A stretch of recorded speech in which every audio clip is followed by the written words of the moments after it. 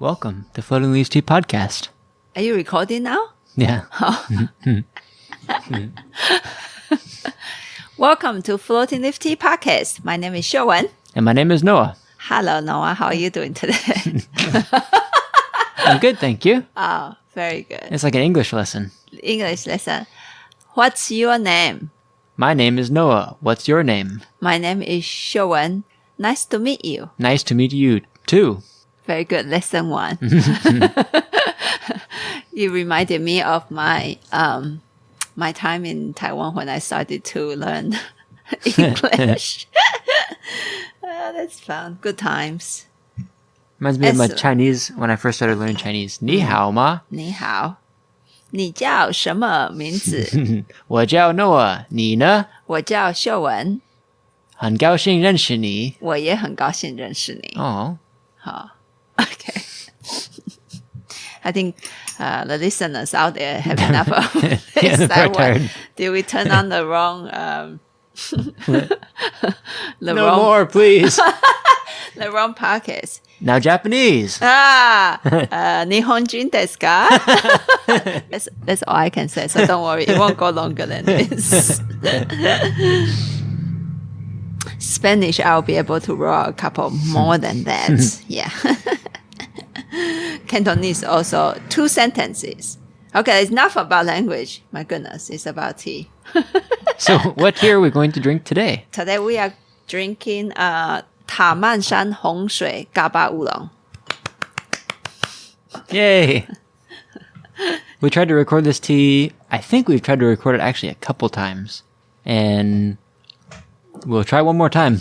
Yeah. Every single time there's some sort of incidents happening. And maybe there's a lesson of this tea. I don't know. I don't know about the incident and the lesson relationship yet. But sometimes it's just that way. And so we'll see if today we can successfully record Taman Shan Hong Shui oolong. It's a GABA oolong. It's a GABA oolong. But we normally just call it Hongshui. Yeah. Because we first got this style teas from our teacher, Mr. Zhang. And he actually just called it Hongshui, which is nothing wrong. It is a Hongshui oolong. And I asked him why he didn't call it GABA oolong. And he said, because GABA tea sounds like medicine.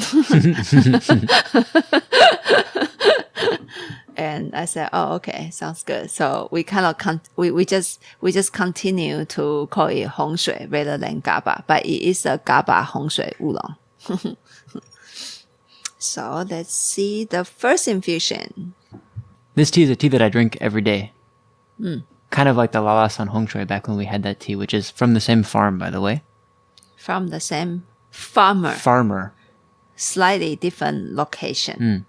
Taman Shan is just a little bit higher than Lala Shan.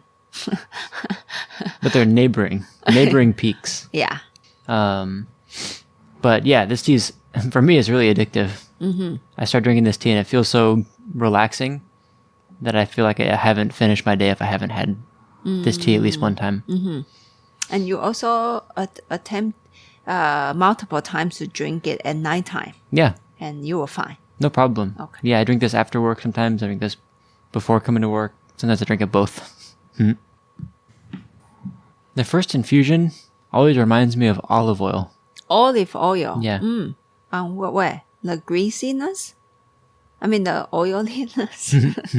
Actually, neither one. The kind of that really slight greenness that olive oil has. The kind of the fragrance of olive oil more than the feeling of the taste of olive oil. And since we got this tea in September this year, 2019, and right now it's November, so it's actually only a few months old. I have to be honest, I rarely brew this tea. I drink it in a grandpa style most of the time. So today to brew it is quite fun. I feel like get to know the tea today. I remember earlier on when we had this tea, like for example in September, I had some trouble opening this tea. I feel like the body couldn't really unfold. And now it's actually doing quite all right. Feels more full than when it first came in. Pretty rich, the first infusion. Rich, yeah. Fruity. There is some sort of feeling in the body. Is the farmer is Mr. Zheng, and he is just if you listen to our Lala Shan podcast, which we hope we publish that, we had carried his Lala Shan Hong Shui GABA oolong for quite a while, and that's a tea that I learned quite a lot from it, and maybe I won't relate too much on the story today because it will be too long. After all, today is not about Lala Shan Hong Shui. It's about Taman Shan Hong Shui. We went to visit Mr. Zheng last year. Am I correct? Yeah, last November. Last November. A year ago. A year ago, yeah, with our friend, cousin Jake. That was quite a trip. I love it, and I would love to go back. And I already told him I would love to go back and maybe feature him in one of our films, short films. He grew tea in a really beautiful location, and he feels like a delightful Santa Claus to me. And I just feel like he just oozes out a lot of that happy, jolly, and everything is fine, kind of a energy. And he grow tea not just organically, he kind of let them just, he doesn't use any pesticide. Organic or otherwise. Yeah. He told me he didn't know when he first got into growing tea that he could use pesticide. That was actually his reason. That guy that farmer is actually quite funny to talk to. And he started to read some books about growing plants, and then there was a book talking about 野放 wild kind of a growing method, and he read it and he's like, wow, I have been doing this thing for this long time, and then the book says very good for the earth and very good for the plant. I think I will continue. And I guess in a way he's in a very good position. He started farming quite late, unlike the traditional tea farmers that they maybe grandfathers, great-grandfathers pass on, grow into the next generation to current generation. He actually was not a tea farmer. His family was not tea farmers. He loved tea. He wanted to create a tea that he remembered from the 70s. And I think he had a career that saved him enough money. He's not too worried about money right now. And he just said, I want to grow some tea and see if I can recreate that specific tea that captured my mind in the 70s. And so I think in a way it's also another way to look at tea, is a tea without as much, I guess, burden. He just grow tea because he want to. He do wild growing. He said most of the time he doesn't even get to harvest a lot of teas. So that tells me, volume, it's okay. I want to grow good tea. Can I sell the tea? He got to try pretty hard to set himself up as a new tea grower and try to find the outlet to sell his tea. The reason he says he can't pick very much tea is because the bugs eat the tea before he gets to the tea. Mm-hmm. Is that right? Yeah. And he said that with a laughter when he told me that. He said, Miss Tai, do you know who picked my tea first? The bugs. He is that kind of he has that kind of personality. Super jolly and super cute. And eating food, drinking tea with him is also really delightful. Drinking experience. coffee also. Yeah, and we drank some coffee, pour over coffee with him, and he is really into that and take a lot of pride and enjoyment out of coffee and tea. Yeah. So let's see this second infusion, and then let's come back to the tea. So the surface smell of this second infusion of Taman Shan Hong Shui is a more oxidized oolong tea. That's why we call it Hongshui. And so, of course, the tone of the smell feels lower than a lot of lightly oxidized oolongs, for example. And yet, at the same time, it carry a fruit note that remind me something of higher note, but not like a young apple, for example. Apple. But not like the high mountain oolong, that lightly oxidized high mountain oolong, kind of citrus, that kind of light high notes, kind of a fruit. If I really have to say a fruit, what it remind me, but not the smell though, the feeling of that higher note of a fruit smell, passion fruit. Oh. Passion fruit, in a way, the color itself, the smell itself is not as high as some of the, let's say, citrus fruit, and yet it carry a sharpness, high note. I sometimes use musical tones, even though I don't know music. Some tones are lower and some tones are higher. And you can use color too, brighter color or darker color. Yeah. Second infusion, I think the broth start to get wider, Yeah. and the softness of a Hongshui finally show up. First infusion is kind of tricky for me. Sometimes I couldn't get that. And this second infusion will remind me of the length and the softness of his Lala Shan Hong Shui. First one, I really couldn't get that feeling from his previous Lala Shan Hong Shui to us. But interestingly, no matter how soft this tea to me, there is a sharpness in the tea. And I'm not talking about bitterness. I'm not talking about dryness in the broth. I'm talking about the way it feels in the body. And I'm also not talking about it's bad. I'm simply comparing this Taman Shan Hong Shui to our previous crop of Mr. Zhen's Lala Shan Hong Shui. It made by the same person. That is maybe the location, the weather, and the processing slightly different. There is just such a difference in the presentation. Yeah. I hope I made myself clear. And maybe sharpness is not the right word. Something feels stronger about this tea. Yeah, okay. And yet, Lala Shan Hong Shui is really strong in a soft way. Yes. Yeah. I see what you're saying now. And this is strong in a, I feel like I can feel something a little bit more solid. Very interestingly, Hongshui is not my favorite style of oolong tea. I think it's too soft and it doesn't own a very strong personality. And I do, after I started to get to know Hongshui, I realized I like dramas in my life. Not that I go out to seek them, but subconsciously I am seeking them. And in a tea-wise, I also do the same thing. So for some of you guys out there, know that I'm a big fan of Dongding. You probably can relate what I'm talking about right now. Dongding is a more dramatic tea. And I'm very grateful that I Mr. Zhan, my teacher, introduced me Hongshui Oolong. I should probably go back to ask him, did he do that intentionally or was he just introducing me a tea?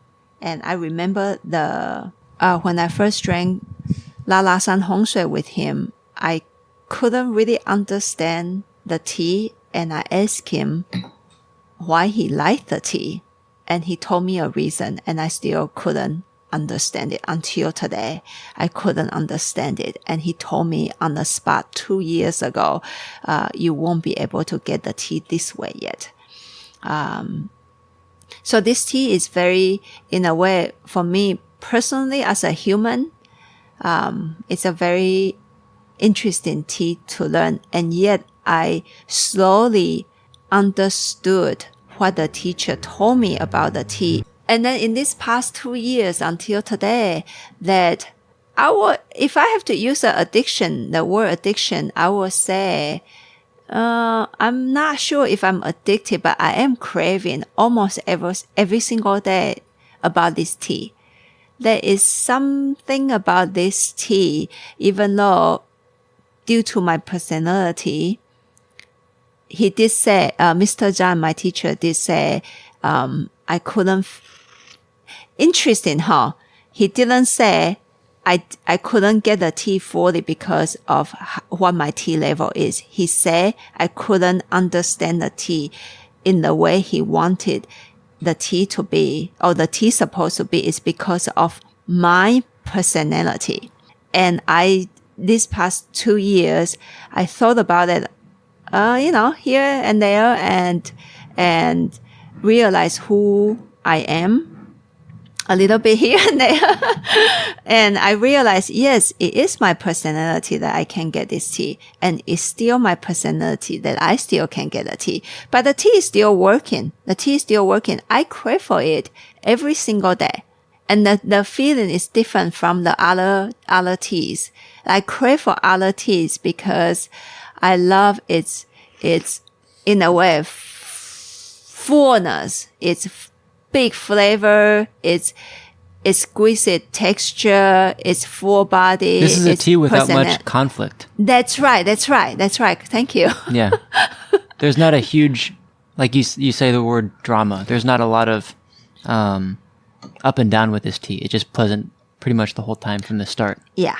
But it's not boring though. It's not boring. Sometimes a tea can get a little bit boring for me, or very boring for me. Yeah, a tea can be boring, but that's not the same as not having conflict. Mm-hmm. True. So wise. And so... But it's like I was saying last week, is with a good story, I was thinking about this, just almost every story has some kind of conflict to keep it interesting. Mm-hmm. And what is interesting about this tea is that there's not really a challenge, like some kind of difficulty. It just really is pleasant the whole time. But like you say, it's not boring either. Yeah. And so I'm trying to find a space within myself to learn this tea is how much should I try? Because sometimes the word trying have a little bit hardness in it. And this tea supposed to be really soft. So in a way, I ask myself, not just the liquid is very soft, the physical feeling is very soft. So I ask myself, how can I receive the softness by trying and yet not trying? So it's become a very philosophical tea to me. And yet it does create I guess the realization is working because it creates a craving to me. Yeah. And I found this tea, in the not dramatic side of the teas, it creates a big, something luring me to drink it every single day. I guess it's a fantastic teacher. It doesn't hit me, but it's that kind of, not a Zen teacher that will hit me, but this teacher find a way to keep me there and say, keep learning, but never punish me in a way, almost never punish me. And I have other teas that seriously will hit me. And if you are new on listening to this, just hang in there. I'm not crazy. And maybe I'm that kind of crazy. That kind of crazy person that I say I'm not crazy, I am not crazy. And I am a little bit crazy. And tea, yes, can be this way. Yeah. I do think it's interesting that he said about your personality, not that your tea level is too low to understand this tea. He said that your personality is in such a way that you aren't going to get it. I think in Taiwan, people are actually quite friendly, that not many people would tell me that my tea level is not there yet. I think so far a farmer told me, he said, I asked him about a specific tea, and then he said, your level is not there yet. And I was shocked to hear that in the beginning. And then I felt very happy to hear that, and the rest of the time, they don't directly point to me that where my tea level is. They just point to me that that's your understanding.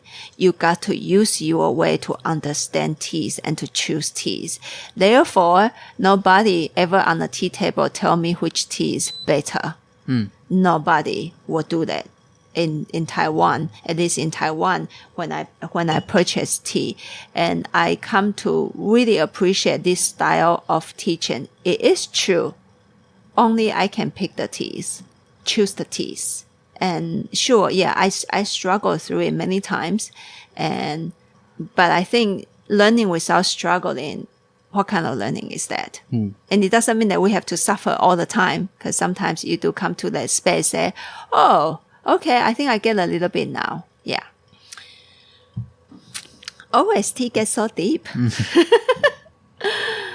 And another thing I would like to touch on with this Taman Shan Hong Shui is I do compare it with the Lala Shan Hong Shui that we carry in the past 2 years. Do one need to compare tea or not? I don't think so, but I think it's automatic. If you are a big fan of a certain tea and you drank it for a year or 6 months or 2 years, and suddenly it discontinued because it ran out, and then the next crop show up by the same person and is also really good, and yet because of nature they have differences, and sometimes you crave for a certain type of difference, and then they will fall into sometimes, we drinkers couldn't forget about it. It's a good thing and it's a bad thing. I do say, I feel like me as a tea drinker, I want the best cup of tea. And I'm always seeking the next best cup of tea, the next best tea to drink and to carry on my tea menu. And yet at the same time, I have to remind myself, don't get obsessed with, oh, remember that 2007? 2007 is not coming back. That crop is never coming back. It will never be the same. But do you know what? 2020 have a chance to be even better. I actually never look forward to tea is being the same. They can be. But I do miss a good tea. And so my goal is looking for the next best tea. So when I look at this Taman Shan Hong Shui, I sincerely see it as a really good Hongshui tea. That's why I chose it to be on my menu. I think it's really good. But okay, maybe not a lot of vendors will do this, but me as a tea person, I'll do this. If you come here and ask me, then do you like the Taman Shan Hong Shui or the Lala Shan Hong Shui?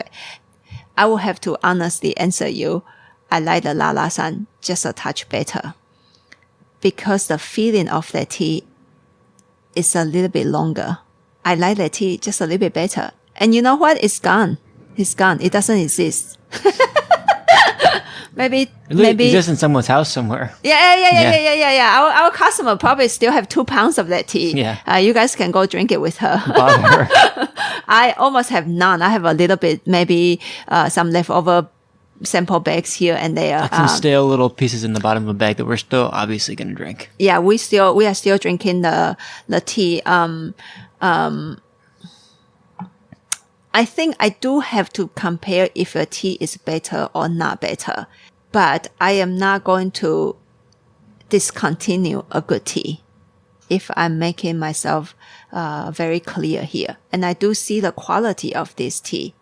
And it's also really young. It's only 2 months old. Who knows? Who knows where this tea is getting into? And we do have a bigger volume on this tea this year. So I'm actually quite excited to see if the length of this tea can grow a little bit longer for me. And if not, it's still a good tea. Yeah.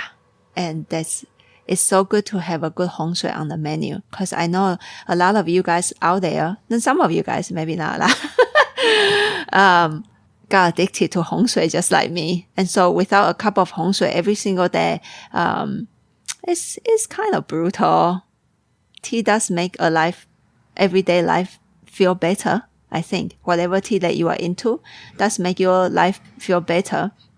And so, I will do my best not to discontinue a Hongshui.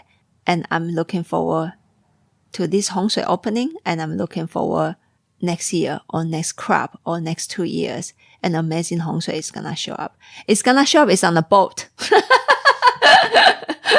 We actually got another crop of Hongshui, hopefully coming in. But from a totally different farmer. It's from a different farmer, and it's on a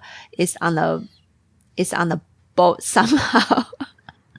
It got miscommunicated, and somehow it got sent to a boat, and it had been on a boat for like almost 2 months now. I don't think it reached to the shores of any shore of America yet.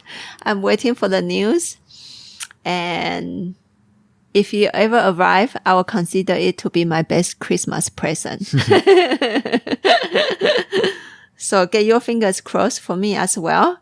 I'm hoping to share that Hongshui tea with all of you guys out there. Also, it's not just Hongshui on that boat. Yeah. Charcoal roast dong ding. Yeah. And some amazing charcoal roast Alisan teas. And there's a tea that is unknown to me. I don't remember why I ordered that tea at all. Mm-hmm. So it's gonna be a surprise, a good surprise. So I think we're going to close the session pretty soon. I enjoy this tea. I drink this tea every day, more in the grandpa style rather than brew it in a pot. But the message I want to put out there today is keep seeking good tea and don't get too stuck with what happened before in tea. Because tea might not be as good as the year that you remember, but once a while, tea will be even better than the year that you remember. And I think this is a wonderful teaching of nature, of tea to us humans. And I think it's a good daily teaching, not just to tea. And it's getting almost a little bit quieter and heavier in the tea talk, and I wish you guys happy tea drinking. Thank you for listening. Thank you for supporting our podcast. Thank you for forcing your friends and and family in a gentle way to listen to our podcast. Forcing them in a gentle way. Just like this tea, forcing them in a gentle way to listen to our podcast. And I would like you guys to force more friends and family in a gentle way to take a look of our website. Force them to buy tea in a gentle way. floatingleaf.com. Thank you. We will see you next Monday. See you next Monday. Happy tea drinking. Bye-bye. Bye-bye.